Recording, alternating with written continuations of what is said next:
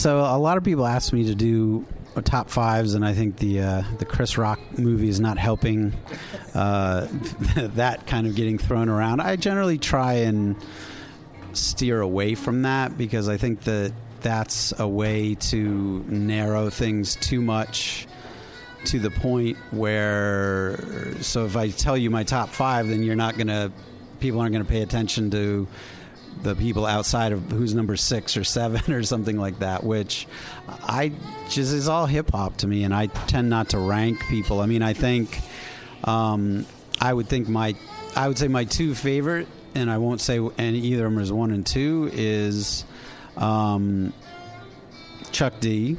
I'm not just saying that because of where this podcast is, but he truly is one of my favorite MCs, and just because of his voice, because of his delivery, because of what he was saying. And KRS-One's way up on my list too, and I think usually gets left out of a lot of people's lists.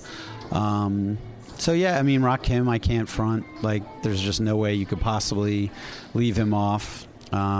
So, you know, I could go on and on and on, but I generally think that a lot of times I'm kind of, I'll be honest, I'm like torn about these top at whatever lists, because in one way I think that, and I'm not saying you're doing this because you're not doing this, but there are a lot of outlets out there that would rather do a list than actually do an article. And I don't ever want to feed into that because there's so much lazy journalism out there that it drives me insane. And the list is the way to do that. But the good thing about it is it does create debate, and it lets fans be very passionate.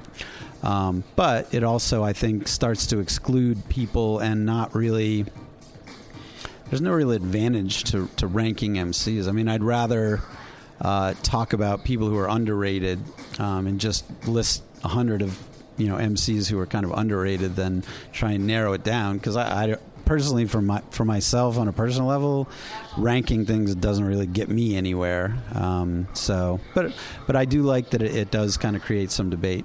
But the one thing I'll say is I think definitely KRS-One needs more respect than he generally gets when people talk about best of all time, because he still sounds dope, and he never steps to the mic without a reason. Like, there's always something he's trying to accomplish when he steps to the mic, and you definitely can't say that with most MCs who make a lot of top 5 lists.